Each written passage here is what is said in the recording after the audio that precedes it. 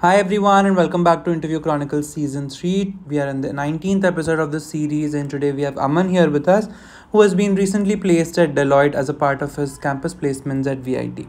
He is here to share his interview experience with us, but before we talk to him, let's look at the eligibility criteria for this company. So, students from all branches of CSIT and circuit streams and the core branches were eligible provided they had no active backlogs and an aggregate CGPA of 6.5 or 60% and above.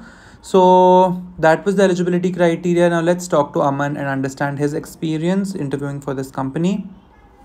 Hi Aman, firstly welcome to my channel and congratulations on your placement. So would you like to introduce yourself first? Thanks for inviting me. My name is Aman. I'm in fourth year. I'm currently pursuing my BTech with specialization in AI and ML. And I just got placed in Deloitte recently in audit and analytics role. Okay.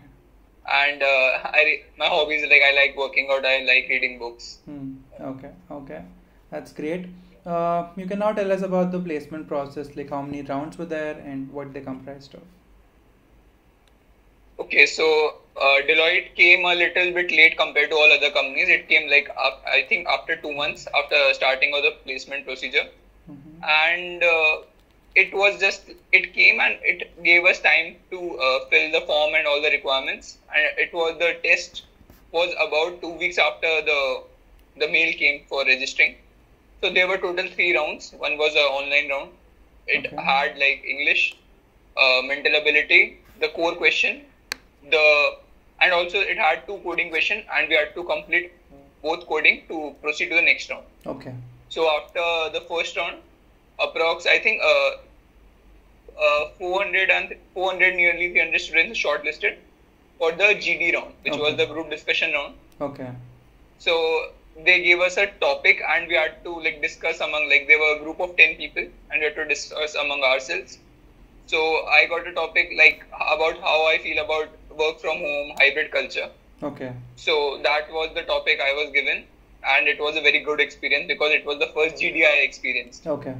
So I think within 2 hours I got the result of that round, and in the same day I had my HR plus technical round. Okay. So it had both core questions, and they asked me about my resume, the projects I made, and finally they made me code a very simple array question, and by the night we got the results. Okay. So basically there were 2 rounds, right? One test and one interview round. Including online, there were 3 rounds. Okay. One online test, one group discussion, and then the third HR plus technical round. Okay. Thank you for that. So basically in the technical round it was all sort of questions, right? Like you had the technical questions and you said one coding question and some generic questions, right? Yeah. So they started with core question. They started with OOPS. There are some OOPS question. Then there was a DBMS question, and then they asked about my resume first, the projects I mentioned in my resume.